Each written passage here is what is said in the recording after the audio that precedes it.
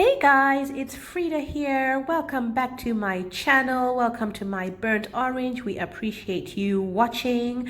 Guys, we are going back to our fermented porridge saga this year. I don't know if any of you have thrived in your pandemic or quarantine kitchens, but we upskilled and we got into sourdough making. We created our own starter this year, and I called my starter Bessie, and look at the fruits of her labor, sourdough bread, and it's still going. I decided to use my starter to make a quick sour porridge to see if it would work, and here it is.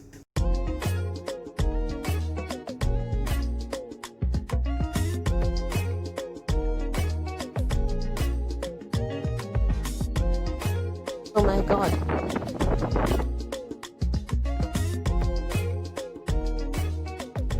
Hi guys, welcome back to my YouTube channel. I'm Freda and this is my burnt orange. We are going to make fermented porridge today with pearl millet flour.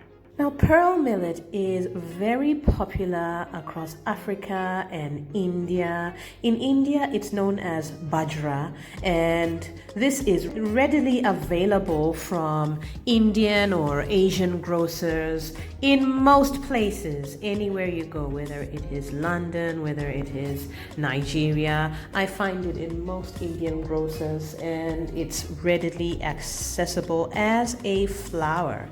So I am just making a sample today.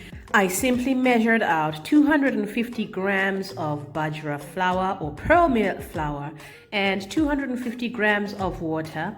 This is my starter. It has been resting in the fridge. This is Bessie. She's a strong one. I feed her about once a week or every 2 weeks, and honestly, she doesn't lose her strength. I'm just mixing her up, and then I'm going to add 2 tablespoons to my millet mixture. There's one. I'm going to add the other one and give it a good mix.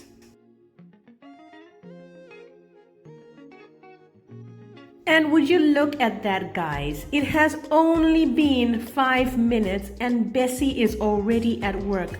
Look at the bubbles that are forming.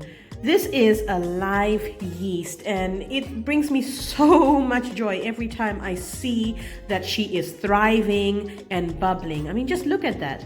Look, more bubbles are popping. Look at one right at the top there. It's just, it's active, it's alive, it's doing its work already, and it's only been 5 minutes. So I'm going to leave this. It's about late afternoon now. I'm going to leave it overnight and see how I like it in the morning.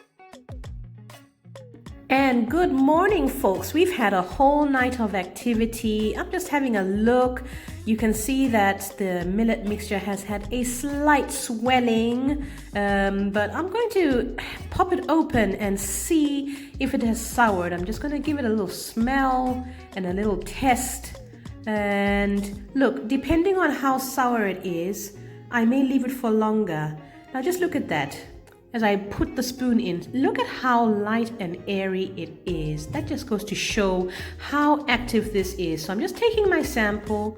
I'm going to put in some hot water, microwave it, and then give it a little taste. And this sample, this is just a 12-hour ferment. It is slightly sour with sourdough notes. I'm going to leave mine for longer. And here we are right at the end of the day. We have a matured fermented millet dough right here, and this is at about the 24-hour mark. This looks exactly like how it would look if I was fermenting it the traditional way over 5 days. After 24 hours, you can keep it in the fridge until ready to use. And look at those beans. Yes, you can tell what's coming. It's about to go down with some Hausa cocoa and akara right here in the kitchen. So it's ready. Yeah, and I'm just going to make my my porridge. Do you remember my, oh, look at that, look at how luscious it is. It's millet. Millet is normally sticky, but look at how light and airy that looks right there. Now you will recall, did you enjoy my tigernut milk video? Well, here I'm going to make my porridge with tigernut milk and a few spices. This is just me being me, guys. You can make it with water, you can make it with milk, make it any way you like. Traditionally, porridge is made with milk. I am just doing a bowl for myself. I'm making it with tigernut milk because I want to use up my tigernut milk, and I'm going to just heat it up in the microwave very easily. And as I am reminiscing on Hausa cocoa, you know, that is the Ghanaian way of having fermented porridge. We put a lot of spices in. So I'm gonna put in some clove powder. I'm going to grab some allspice. I'm also going to grab plenty of ginger, and finally a little bit of ground cinnamon. And you know, guys, be bold with the spices, except the cinnamon. You can be bold with the ginger. It's absolutely amazing. I've got it in there. I'm gonna give it a stir, and then I'm gonna pop in the microwave for a couple of minutes. It doesn't take long at all. This is a fine powder. This is a fine flour dough, so it's not going to take too long at all. And here's the final result. I needed a little whisk just to keep it from lumping up, but it's really thick. And I've got my akara ready. Do you know how to make it? I can show you. Don't you worry. We have a lot of content coming your way, but for now, I'm gonna eat like a queen.